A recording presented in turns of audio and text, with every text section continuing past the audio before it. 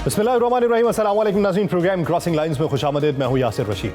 नाज़रीन, मशरिक़ वस्ता में जंग के बायस आबनाए हरमुज़ की बंदिश न सिर्फ तेल की कीमतों में इजाफे की वजह बनी, बल्कि दुनिया भर में खुराक, परवाज़ों और सप्लाई चेन के निज़ाम को भी बदतरीन तौर पर मुतासिर किया, जिसके असरात अब वाज़ेह तौर पर ज़ाहिर होना शुरू हो चुके हैं। ईरान ने इजराइल और लबनान के दरमियान जंगबंदी होने पर आबनाए हरमुज़ को तजारती जहाज़ों के लिए खोलने का ऐलान किया था, जिससे ये उम्मीद पैदा हुई कि तवानाई की मंडियों में हलचल पैदा करने वाला ये बहरान शायद हल हो जाए। ईरान ने 28 फरवरी को अमेरिका और इजराइल के हमलों के बाद इस अहम बहरी गुजरगाह को अमलन बंद कर दिया था, जिसके जवाब में अमेरिका ने ईरानी बंदरगाहों की नाकाबंदी कर दी।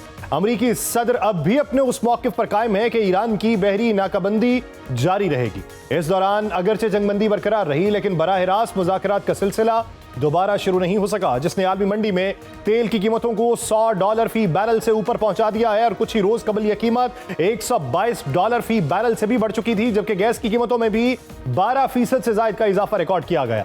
तवानाई की कीमतों में इस इजाफे के बाद महंगाई का एक सिलसिला शुरू हुआ, जिसने हवाबाजी से लेके ज़राअत और खुराक तक हर शोबे को मुतासिर किया। इस बहरान का फौरी असर जेट फ्यूल की किल्लत की सूरत में सामने आया। एशिया और यूरोप इस हवाले से सबसे ज्यादा मुतासिर हुए, क्योंकि यूरोप की तकरीबन 75% सप्लाई मशरिक़ वस्ता से आती थी। माहिरीन के मुताबिक अगर मौजूदा सूरत हाल बरकरार रही तो 3 से 4 हफ्तों में बहरान मजीद संगीन होगा और यूरोप में परवाजों में नुमाया कमी देखने को मिल सकती है। कुछ परवाजें पहले ही मनसूख हो चुकी हैं, जबकि यूरोपीय हुकाम ताहाल इस बात से इनकार कर रहे हैं कि उनको ईंधन की कमी का सामना है। लेकिन बैनुल-अक़वामी तवानाई एजेंसी और हवाई अड्डों की तंजीमों ने खबरदार किया है कि अगर बहरी रास्ता जल्द बहाल न हुआ तो अगले चंद दिनों में ईंधन की बदतरीन कमी पैदा हो सकती है।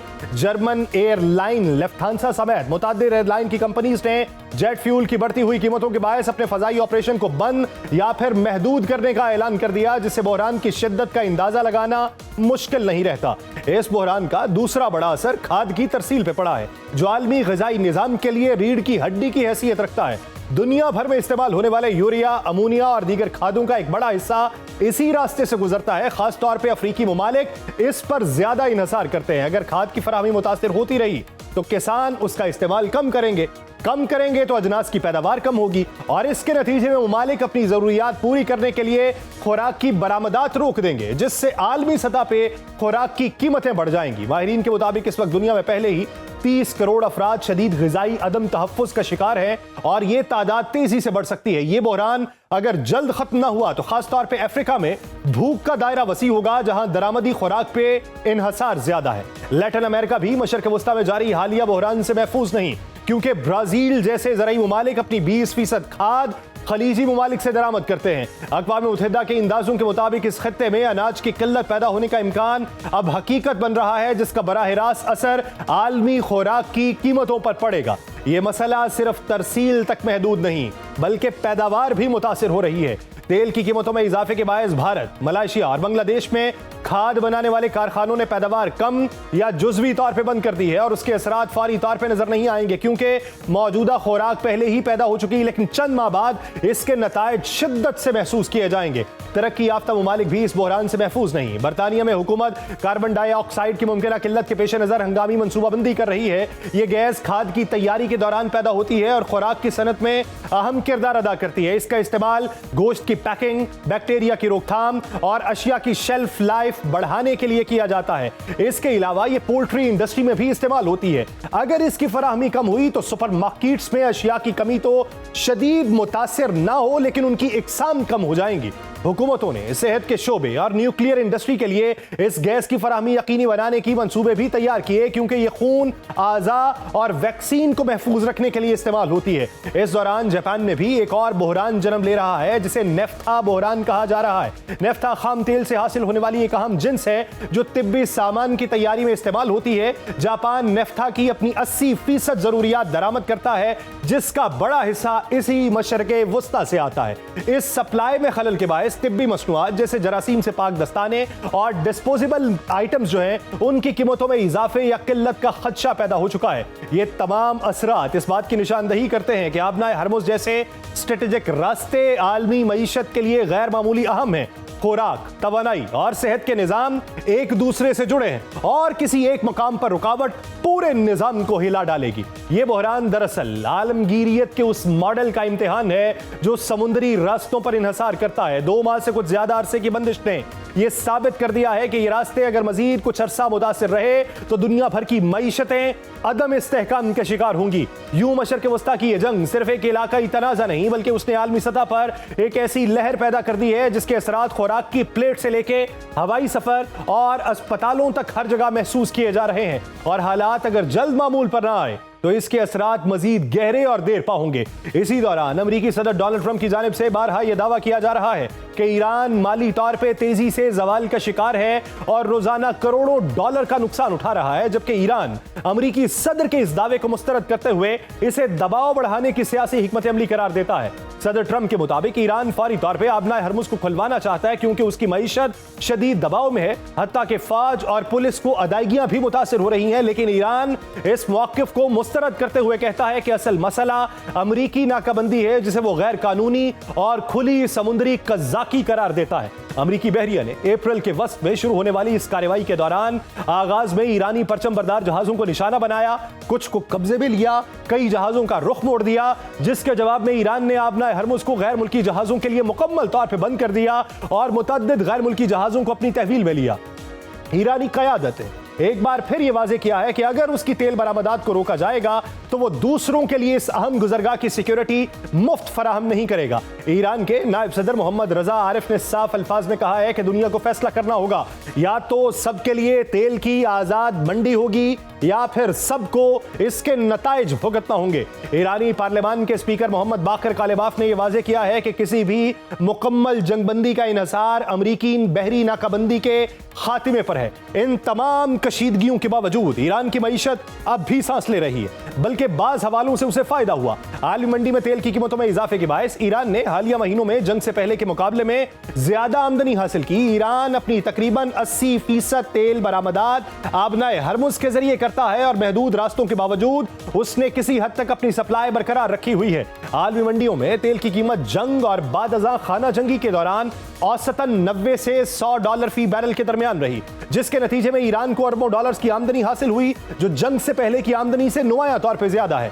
अमरीकी नाकाबंदी का असल मकसद ईरान को मुआशी तौर पे कमजोर करना है। ईरान के पास तेल जखीरा करने की गुंजाइश पहले ही खत्म हो रही है और चंद रोज कबल की एक रिपोर्ट के मुताबिक खारक जजीरे पर तेल का रसाव देखा गया है। इन हालात में ईरानी बरामदात अगर मुसलसल मुतासिर रही तो ईरान की तेल जखीरा करने की गुंजाइश मजीद महदूद हो जाएगी और ईरान को अपनी पैदावार में नुमाया कमी करना पड़ेगी। इसी खदशे के पेश नजर ईरान ने पुराने और गैर फाल टैंकर्स को दोबारा इस्तेमाल में लाना शुरू किया ताकि इजाफी तेल जखीरा किया जा सके।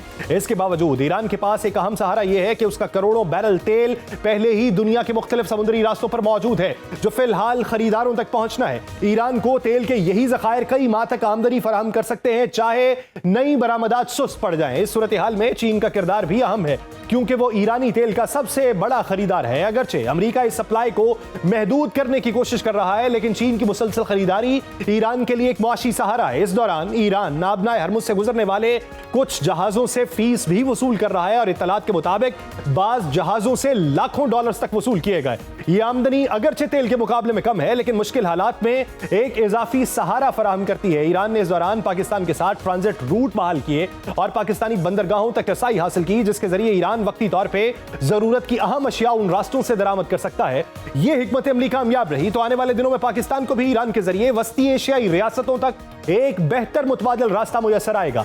पॉलिटिकल सतह पर भी ईरान की क़यादत मुकम्मल इत्तेहाद का पैगाम दे रही है। ईरानी क़यादत का कहना है कि वो किसी दबाव के आगे नहीं झुकेगी और अपनी खुद मुख्तारी का हर कीमत पर दिफा करेगी।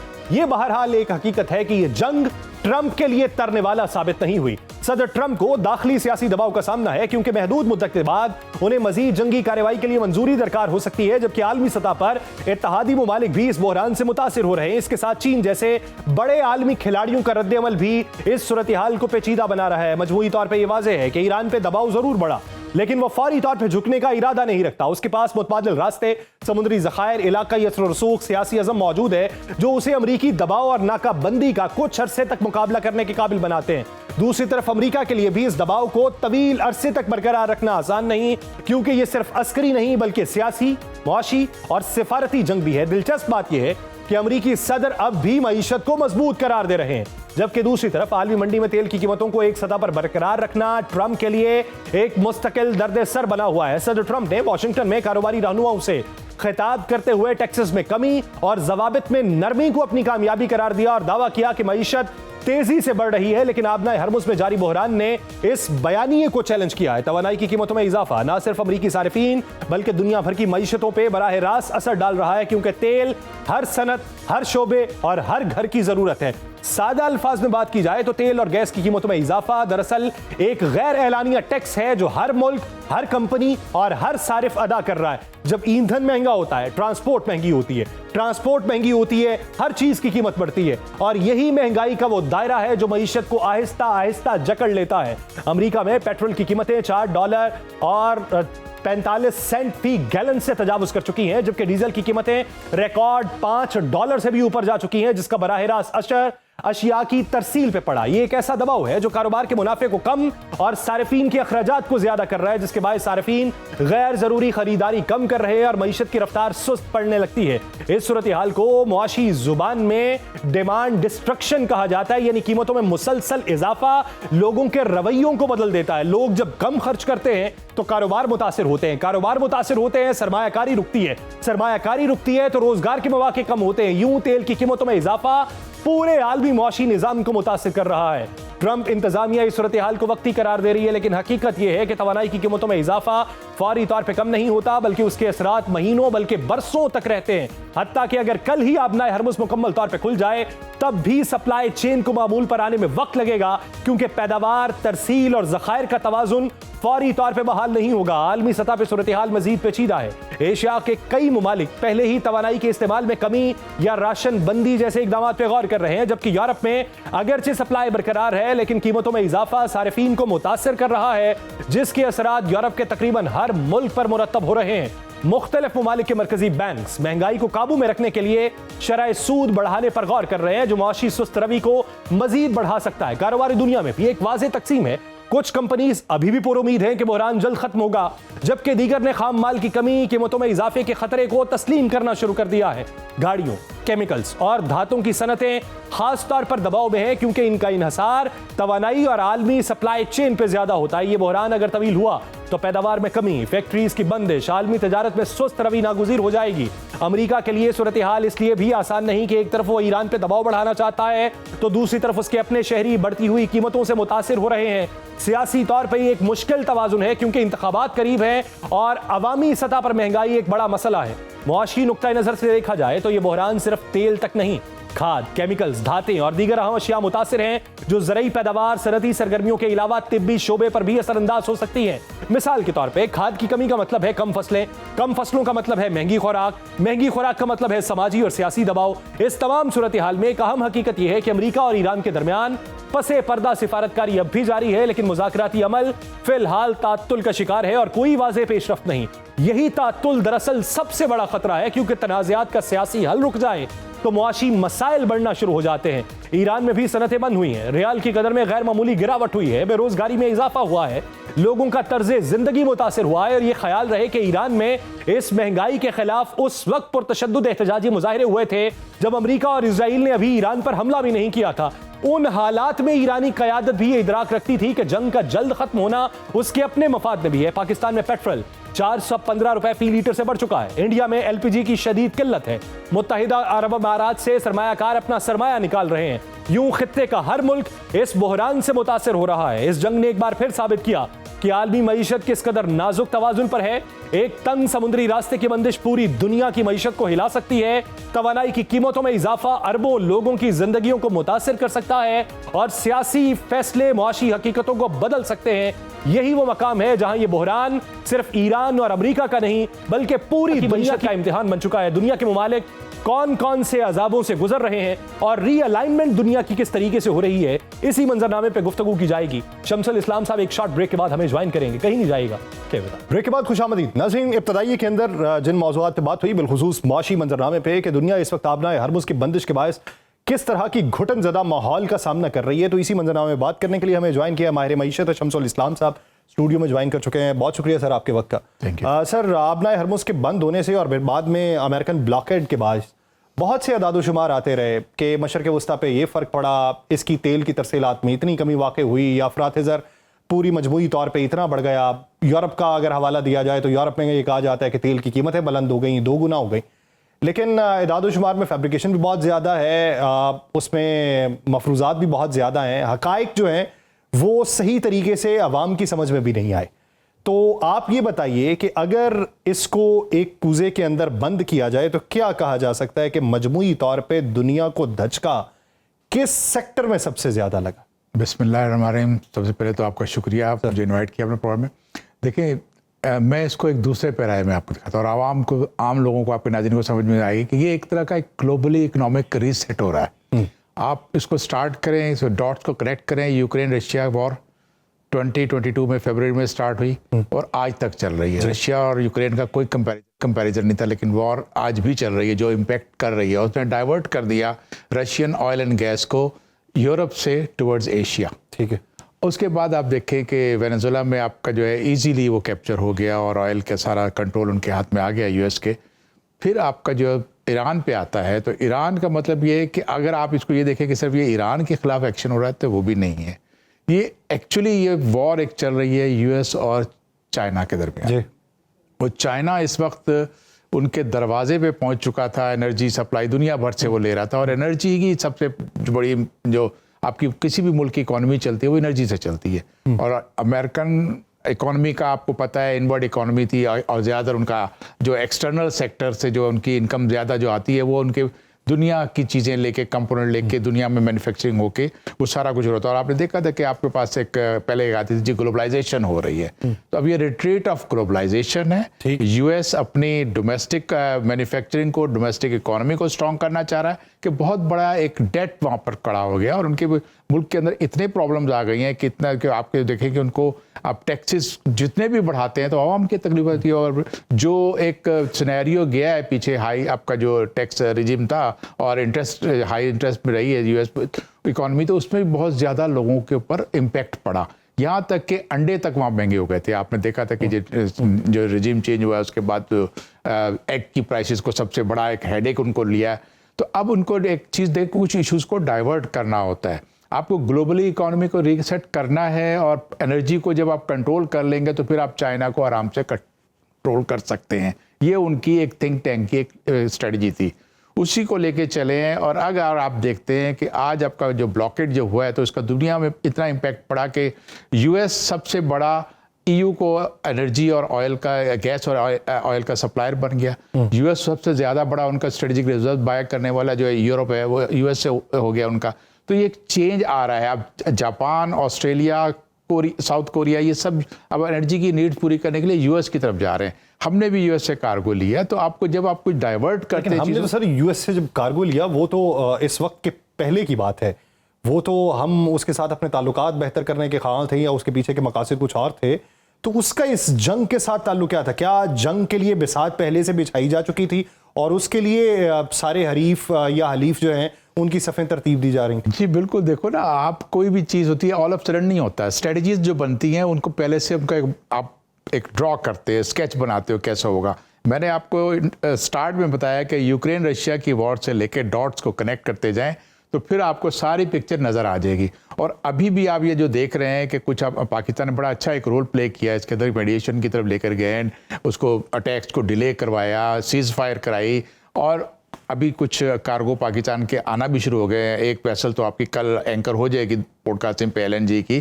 तो 1-2 महीने के बाद जो है थोड़ा सा आपको एक रिलीफ तो मिल रहा है। लेकिन इसमें भी अगर आप स्टेटमेंट पे गौर करें कि ईरान ने कहा है कि जी हमने इसको सीज फायर के दौरान हमने कोई डिसरप्शन नहीं करी और आपके वेसल्स को जाने दे रहे हैं, लेकिन सिर्फ 2 वेसल्स आपकी आ रही हैं। कोई बहुत बड़ा उसका शुरू नहीं हो गया। और ये इसमें जो है दुनिया के जो एक्सपर्ट्स हैं वो भी इसको इस तरह से देख रहे हैं कि जो बफर स्टॉक्स होते हैं आपके ऑयल एंड गैस के, वो रन आउट हो गया।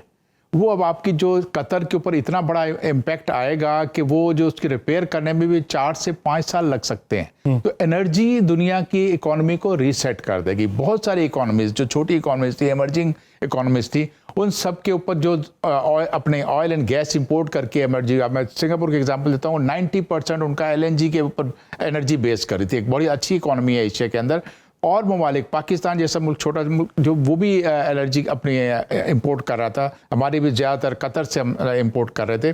तो इन सब पे जब आपका इम्पैक्ट आता है तो ग्लोबली जब आप इकोनॉमिक्स, आपकी जब इकोनॉमी डाउन जाती है, जब आपके ऊपर स्लो डाउन होती है ग्रोथ की, तो फिर आपको निगोशिएट करने में आसानी होती है। यही वो एक प्राइम एजेंडा है जिसके ऊपर वो बात की जा रही है। इस प्राइम एजेंडे में फर्ज कर लें, ये तो चले प्रेशर टैक्टिक के तौर पे ईरान के ऊपर प्रेशर डालना है, पॉस्चरिंग कर रहे हैं, ईरान को टर्म्स एंड कंडीशंस पे लेके आना है। इसका खुमियाजा जो दीगर मुमालिक भुगत रहे हैं, जिसमें खत्ते के मुमालिक भी हैं, जिसमें चीन खुद इन्वॉल्व है, जिसमें आप यूरोप के अंदर देख लें, तो इसका इम्पैक्ट जो ग्लोबली पड़ रहा है, ये खुमियाजा वो क्यों भुगत रहे हैं और उनको रिबेट किस शक्ल में मिलना? देखिए, इसमें तो ये होता है कि जब आप जो पार्टीज डिसाइड करती हैं, जो एक वॉर प्लान करती हैं, तो इसका इम्पैक्ट तो उन पर तो कम ही आएगा, लेकिन आम लोगों पर तो सब आएगा। सारे के सारे ममालिक जो एनर्जी इंपोर्ट कर रहे थे, आज पाकिस्तान में अगर 415 रुपए का ऑयल करना पड़ गया हुकूमत को, तो उसकी बुनियादी वजह क्या है? एक तरफ हमारे पास फिजिकल स्पेस नहीं थी कि हमको इसको सपोर्ट करके इंडिया की तरह प्राइसेस को चेंज ना करते।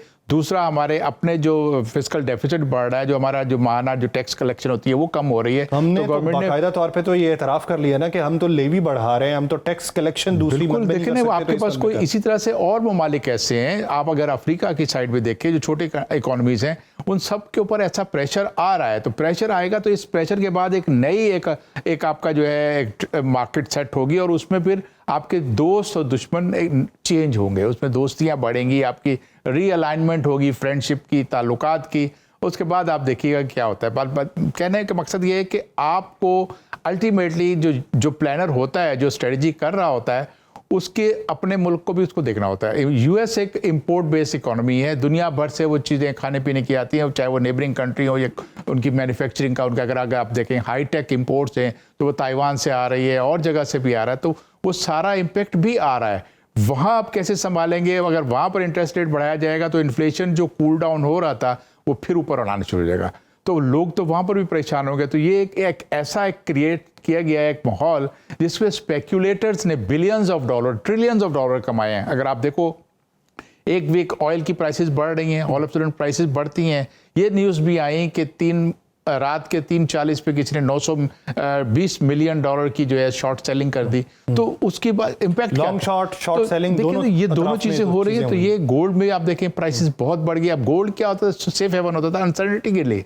यहाँ वॉर हुई तो आपकी गोल्ड प्राइसेस क्रैश होना शुरू हो गई। तो कुछ चीजें ऐसी हैं जो अगेंस्ट द इकोनॉमिक्स गई हैं, कोई रीराइट किया जा रहा है। अब आपके क्रिप्टो की करेंसी तो देखें कहाँ थी और कहाँ चली गई। और चलें, ये जो आप कह रहे हैं कि रीराइट हो रहा है या रीअलाइनमेंट हो रही है, दुनिया की पूरी हैयत तब्दील हो रही है, इसमें कोई फ़ायदामंद या सूदमंद इम्कानात दिखाई देते हैं, या फिर हम ये कहें कि हम एफ एन बट्स के अंदर ही रहेंगे और किसी को नहीं पता कि किसने बूम करना है और किसने डाउन जाना है? देखिए, इसमें अगर आप ये सोचें कि फ़ायदा अगर जो प्लान कर रहा है उसको होगा तो उसको भी फ़ायदा नहीं होगा, और जो दुनिया के दीगर ममालिक जुड़े हुए जो अपनी एनर्जी नीड्स के लिए इंपोर्ट करते हैं, गैस है, पेट्रोल है, वो सारा आप कथा कलामी के लिए आपने कहा ना डॉट्स मिलाइए, तो डॉट्स मिलाने से प्लानर की प्लानिंग तो वाज़ेह हो जाती है कि उसकी प्लानिंग क्या है, लेकिन एग्जीक्यूशन के अंदर जो नताइज सामने लाना है वो उसके हाथ में नहीं होते।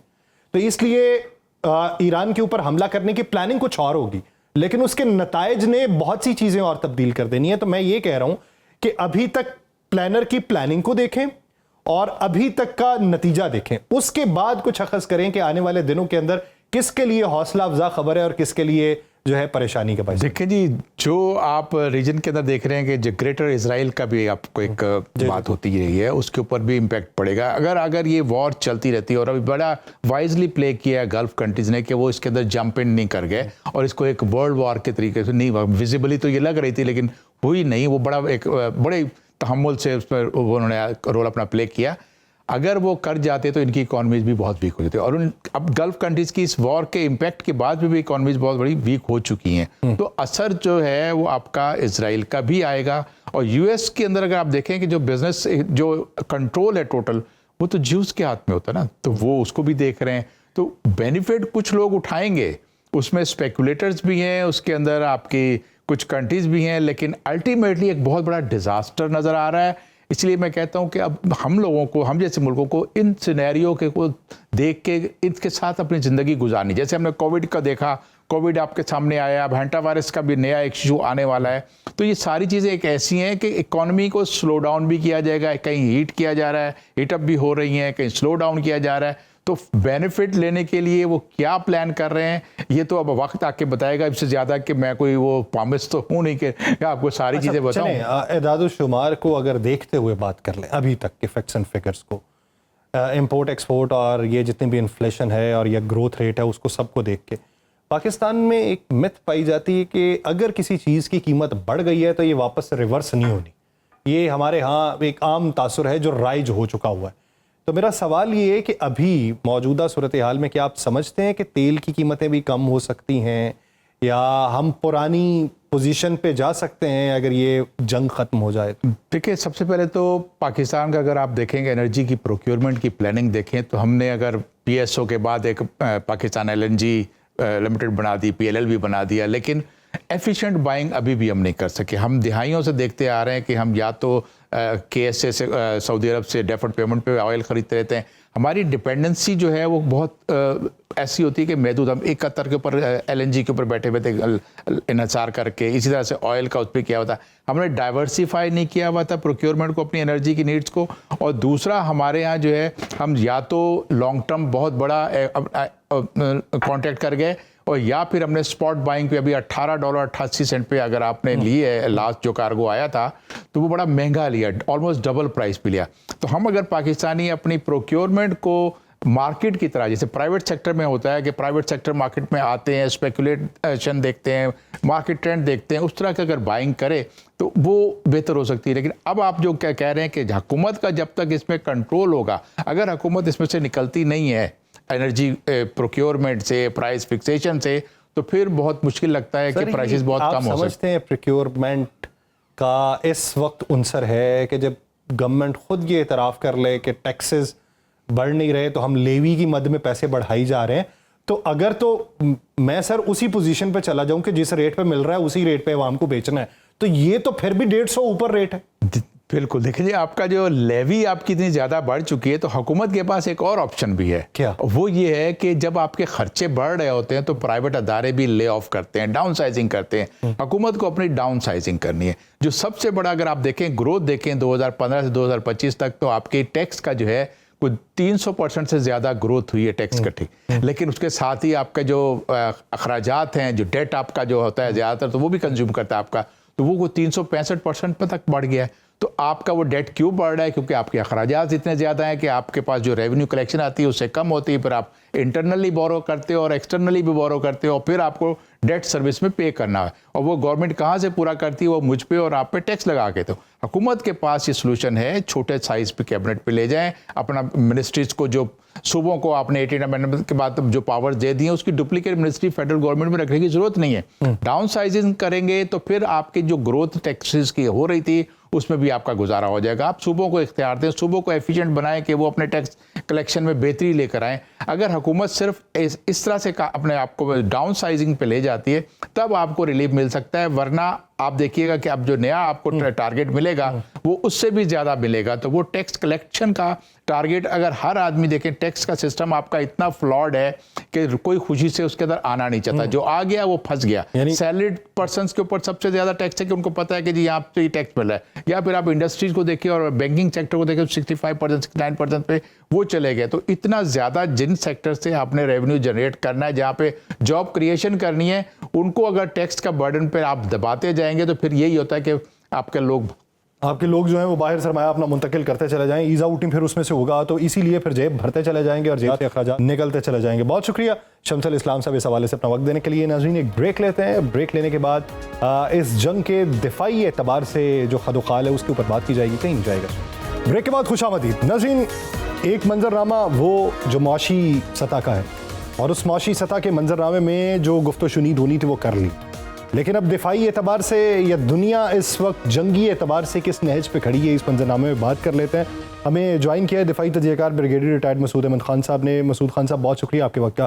ब्रिगेडियर साहब, अगर अभी तक की सूरत हाल देखें तो आप क्या समझते हैं कि यूके और फ्रांस को ईरान की जानिब से धमकी दिए जाना कि आबनाए हरमुज़ में अगर आप कंट्रोल हासिल करना चाहते हैं, अगर गुजरना चाहते हैं, जहाज़ लाना चाहते हैं, तो फिर ये देखिए कि हमले आपके ऊपर भी होंगे, हमें कुछ दिन पहले तक की सूरत हाल से ये अंदाजा हो रहा था कि शायद ये मामला किसी न किसी सतह पे खत्म हो जाए, लेकिन जूं जूं वक्त करीब आता चला जा रहा है डोनाल्ड ट्रंप के दौरे चीन का, तभी भी इम्कानात रोशन नहीं हो रहे। तो ये जो पॉस्चरिंग है ये कब तक जारी और सारी रहेगी?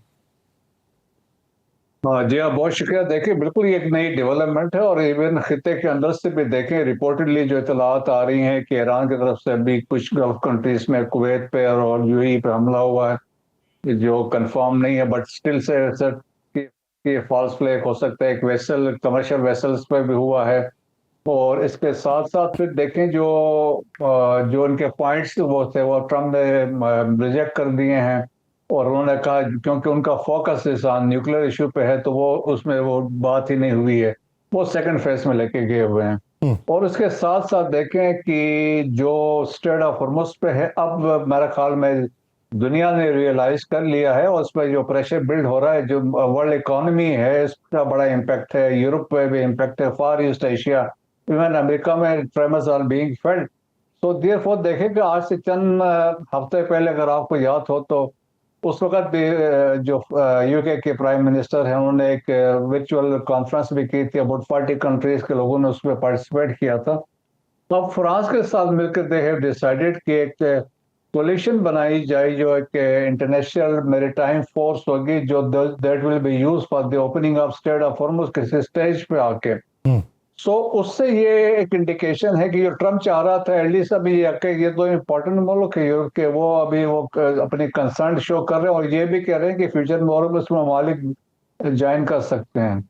लेकिन देखें कि अमेरिका, इनका इंटरेस्ट जो है नियर मिडिल ईस्ट में कोई कहीं पे भी नहीं, सवाए देखो गार्शिया है, that is far away, almost 4000 kilometres away from the Persian gulf है, जो यूनाइटेड किंगडम का है। बाकी एम्बेसीज वगैरह इनके हैं, लेकिन जो अमेरिकन प्रेजेंस इस तरह के वहां पे नहीं है। एक यहाँ पे ये डेवलपमेंट है। सेकंड, ये चाइना में जो जा रहे हैं, देखें उससे पहले हमने वी हैव सीन के अब्बास अरागची बेजिंग भी गए हैं, मॉस्को भी गए हैं, वहां पे अपना they have exchange the views, और स्पेशली ट्रम्प के आने से पहले उन्होंने अलाइनमेंट अपनी शो कर दी है और अपने जो आइडियाज थे बीजिंग में लीडरशिप को उन्होंने बता दी है। तो देखें कि China and Russia they are standing with Iran, इसमें तो कोई शक नहीं है। लेकिन at the same time they are also asking Iran को कि स्ट्रेट ऑफ हॉर्मुज़ को खोला जाए और sovereignty of the GCC countries that should be also be ensured. So मेरे ख्याल में अब इस दौरे से भी एटलीस्ट ट्रम्प के ऊपर, लेकिन ब्रिगेडियर साहब, सवाल ये पैदा होता है कि डोनाल्ड ट्रंप इस दौरे के अंदर बातचीत चाइना पे लगी सैंक्शंस के हवाले से करेंगे, टैरिफ के हवाले से करेंगे, बिलियंस डॉलर्स की इन्वेस्टमेंट के हवाले से, या बायलैटरल ट्रेड के हवाले से करेंगे, या ईरान के मामले के ऊपर करेंगे? नहीं, मेरे ख्याल में प्रायोरिटी वो जाएगी उनके अपने जो इश्यूज हैं। नंबर 1 प्रायोरिटी में अपने वो बात करेंगे, वो अपने ट्रेड की बात करेंगे, वो इसके बाद यकीनन सिक्योरिटी सिचुएशन और ताइवान पे बात करेंगे। और ट्रेड में आप देखें कि जो चाइना से रेयर अर्थ मटेरियल मिलना था, उसके बारे में मसले आ रहे हैं, उस पर बात करेंगे। वो चाइना को ये कह सकते हैं कि भाई ये सोयाबीन पहले लेते रहे, वो मैक्सिमम वहां से ले। वो चाइना को ये भी मोटिवेट करने की कोशिश करेंगे, वो एग्री प्रोडक्ट्स जो उनके हैं कि वो चाइना ले ले, जिस तरह वो इंडिया को कह रहे थे। और या फिर एक और बात पहले भी से चली आ रही है कि बोइंग तैयारे हैं कि देयर इन हंड्रेड्स, वो चाहते हैं कि चाइना इसको बाई करे, but at the same time Chinese की भी रिक्वायरमेंट है। चाइना डिमांड करेगा, भाई ट्रांसफर और टेक्नोलॉजी की बात है, जो चीजें इनके आपस में लेन देन में होती है, तो वो उसमें चाहेगा। फिर एडवांस चिप्स की बात है, वो जो इंडस्ट्रियल चिप्स है, वो चाइना चाहता है कि वो अमेरिकन को उसमें कोई रुकावट इसमें न डाले। तो दोनों का इंटरेस्ट है, देयर इंटरलिंक्ड है। तो पहला फोकस उनका होगा ट्रेड के ऊपर, सेकंड पे ताइवान पे यकीनन होगा फ्यूचर में, क्योंकि ट्रम्प का मानना था जब तक मैं प्रेसिडेंट हूँ चाइना ताइवान पे हमला नहीं करेगा। तो दैट इज वन थिंग। और इसके बाद ईरान पे आएगा, और उसमें क्योंकि स्टेक्स चाइना के भी हैं, अमेरिका के भी हैं, तो इसलिए यकीनन वो चाइना को रिक्वेस्ट नहीं करेगा चाइना से अमेरिका, बल्कि उनसे कहेगा कि ईरान को आप पुश करें कि वो जो हम चीजें कह रहे हैं उसको एक्सेप्ट करें। तो आपकी नजर में ब्रिगेडियर साहब, अब्बास इरागची का जाना चाइना के अंदर, वांग जी से मुलाकात करना और उनको अच्छे तरीके से वेलकम किया जाना, तो वो एश्योरिटी वहां पे क्या लाए होंगे? और दूसरा ये कि उन्होंने सिफारिशात उन्हें क्या पेश की होंगी? देखें, ऑलरेडी उन्होंने बात जो की है वो गारंटीज की बात कर रहे हैं, और वो दे आर एक्सपेक्टिंग गारंटीज दे। ईरान वाले कह रहे हैं चाइना भी दे और रशिया भी दे, that is most important thing. और सेकंड तो बाकी उन्होंने चीजें जो बताई हैं, देखें उसमें बहुत सारी चीजें हैं जो काउंटर प्रपोजल में आई डोंट थिंक सो कि देखें कि चाइना क्यों, ऑल्दो चाइना पहले चाइना ने अपना कंसर्न को एड्रेस करना, इसमें तो कोई इफेक्ट नहीं है। चाइना का अपना भी ट्रेड का मसला है, क्योंकि वो सेंट्रल जो गल्फ कंट्री के साथ वो लिंक्ड है, ईरान के साथ भी लिंक्ड है। तो वो सिक्योरिटी बाद में देखेगा, पहले अपना वो कंसर्न देखेगा। तो चाइना सपोर्ट जरूर करेगा, क्योंकि चाइना के $400 बिलियन की इन्वेस्टमेंट लाइकली अब जो होने वाली है BRI के, उसमें स्ट्रेटेजिक पार्टनरशिप भी हैं।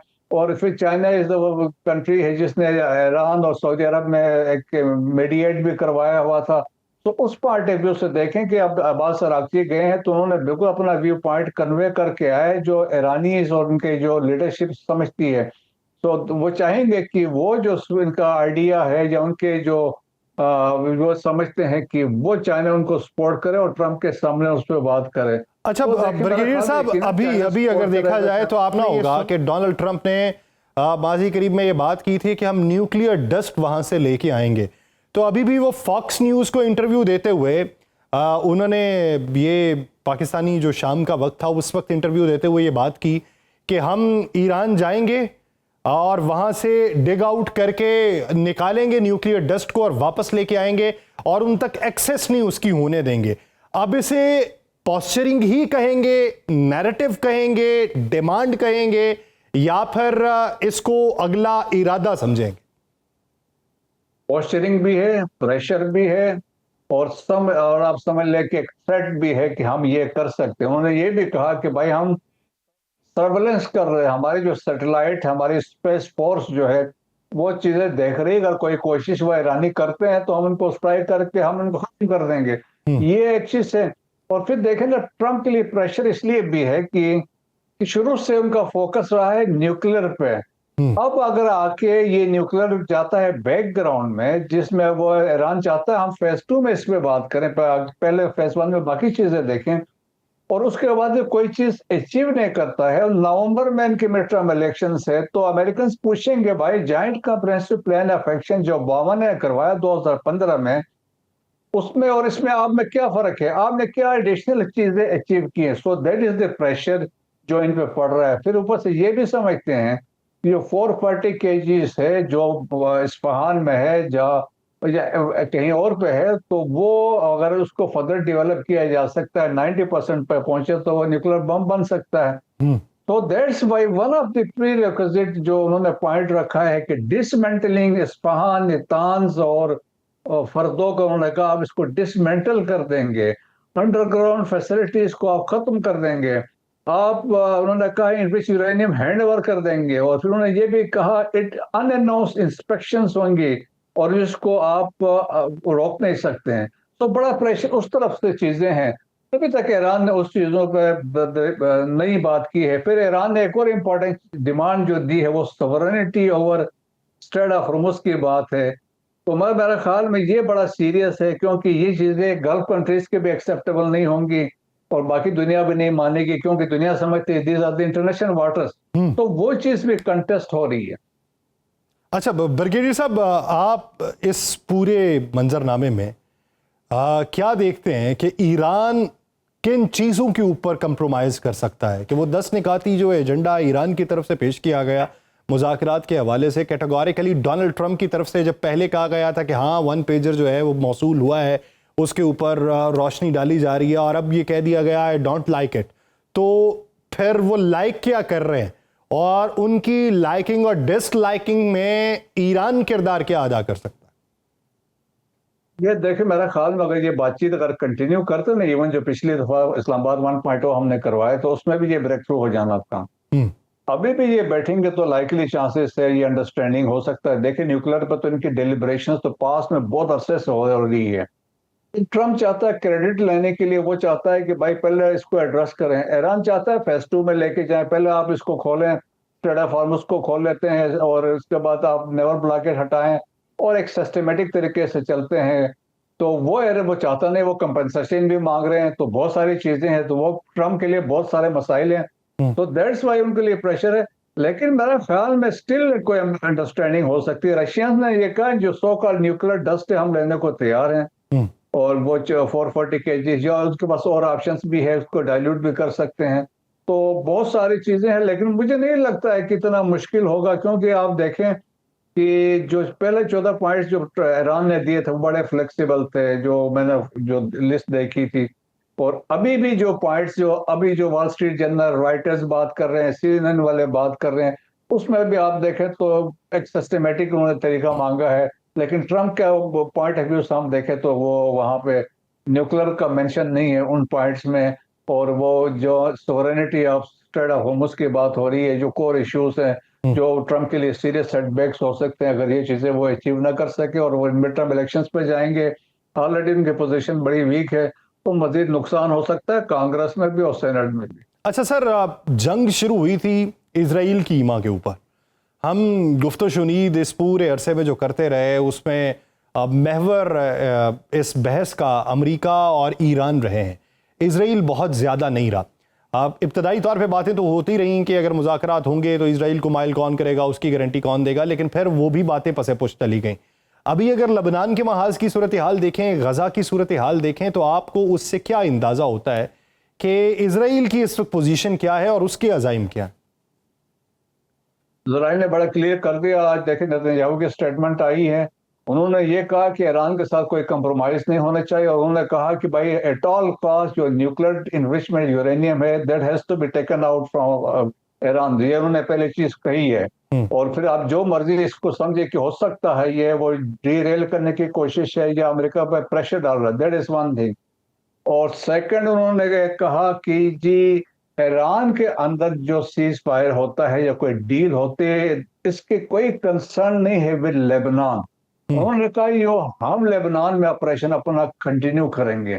तो उन्होंने आप समझ ले कि एक फ्रैक्चर या दरार डालने की कोशिश की है जो उन्होंने कहा। और फिर इसके ये देखिए ये स्टेटमेंट उन्होंने तब दी है जब ट्रम्प का उनसे बात हुई, उसके बाद से ये हार्ट्स ने जो उनका है अखबार है उन्होंने उसको कोट किया है। तो वो बड़े क्लैरिटी है, वो चाहते हैं कि ईरान के ऊपर प्रेशर रहे। और लेबनान पर फिर लेबनान में आप देखें कि दे हैव ऑलरेडी आप ये साउथ लेबनान में ये जा चुके हैं, और उन्होंने स्टॉकल अपनी एक येलो लाइन एस्टेब्लिश की है दैट इज 10 to 15। यानी अगर ये मुज़ाकरात होते भी हैं तो इस मुज़ाकरात में कोई एक स्पॉइलर जरूर मौजूद रहेगा, और वो इजराइल की सूरत में मौजूद रहेगा। तो देखना ये कि इसका आउटकम क्या निकलता है। बहुत शुक्रिया ब्रिगेडियर रिटायर्ड मुसल्लम इस हवाले से अपना वक्त देने के लिए। नाज़रीन, प्रोग्राम का वक्त खत्म हुआ चाहता है, मुझे दीजिए इजाज़त। आपसे मुलाकात होगी कल के रोज़। अपना बहुत सा ख्याल रखिएगा। अल्लाह ने के पान।